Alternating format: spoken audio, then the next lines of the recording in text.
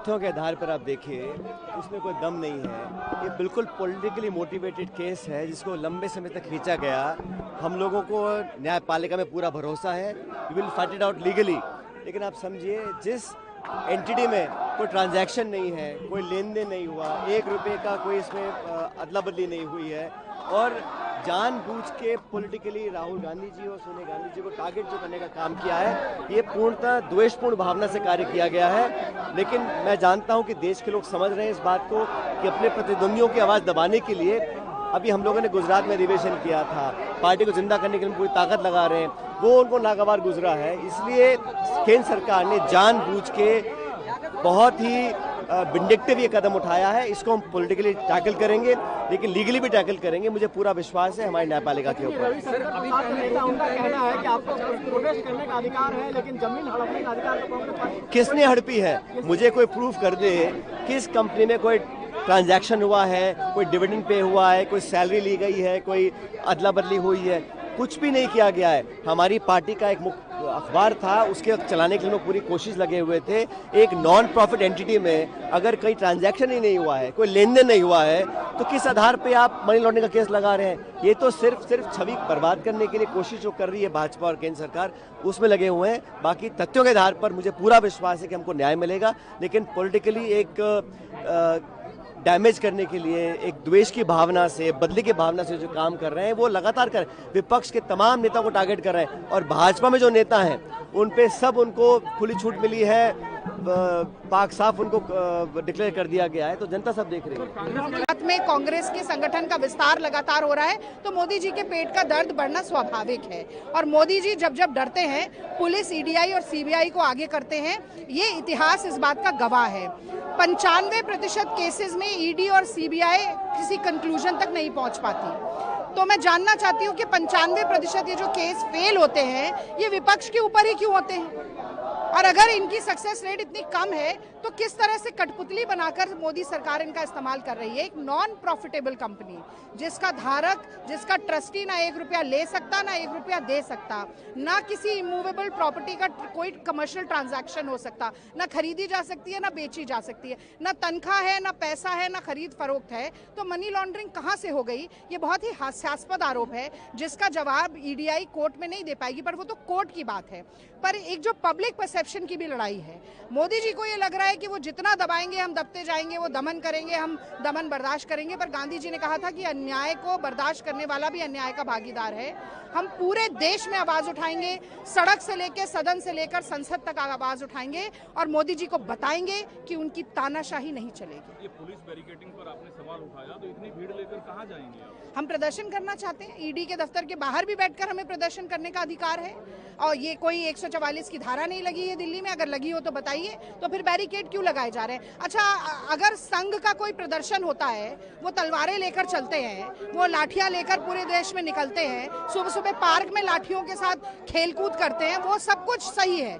लेकिन अगर कांग्रेस पार्टी का निहत्था कार्यकर्ता सड़क पे खड़े होकर आवाज उठा के कहना चाहता है कि ये अन्याय है, ये गलत है, हेमंत बिस्वा शर्मा सबसे करप्ट होते हैं जब कांग्रेस पार्टी में होते हैं, और जो वहां जाकर धुलाई हो जाती है वॉशिंग मशीन में, और सबसे बेहतरीन सीएम में से एक हो जाते हैं, तो ये इस विरोधाभास, इस प्रतिशोध की राजनीति के खिलाफ हम आवाज उठाएंगे तो आप बाहर नहीं जाने देंगे। ये लोकतंत्र में नहीं चलेगा भाई साहब। कोर्ट में 11 रिट भी है वक्त संशोधन अधिनियम के खिलाफ, बिल के खिलाफ। सुप्रीम कोर्ट आज से सुनवाई कर रही है, आपकी पार्टी खुद सुप्रीम कोर्ट में है।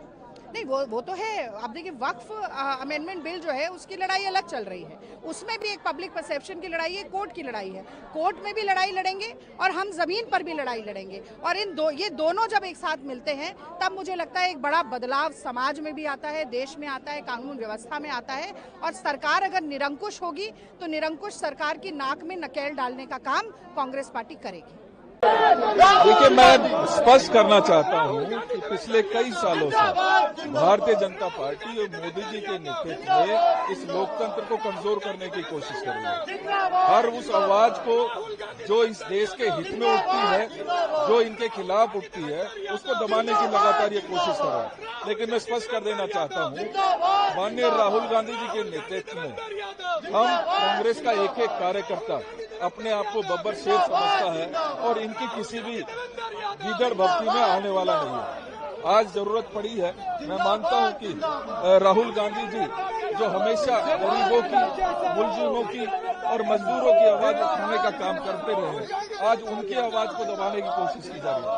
हर एक कांग्रेसी कार्यकर्ता मजबूती के साथ इसका सामना करने के लिए तैयार कर रहे हैं।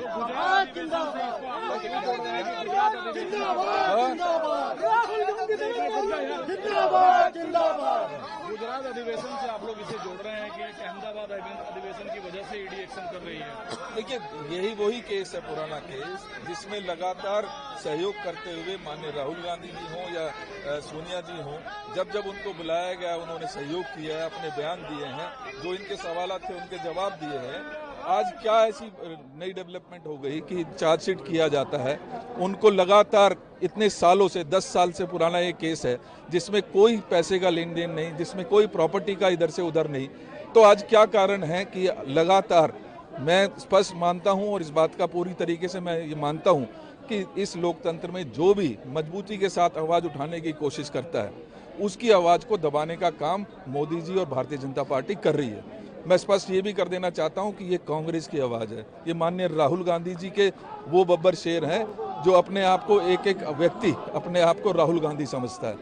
हम मजबूती के साथ इन सरकार का और दबाने और कुचलने की जो राजनीति है उसका जवाब देंगे।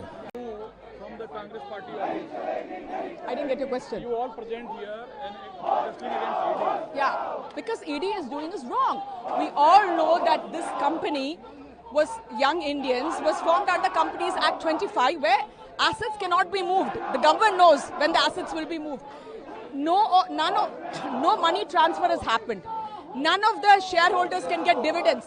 So where is the money laundering happening? What is in this charge sheet? That is why we are saying ये फर्जी है, फर्जी case. It's a fake case.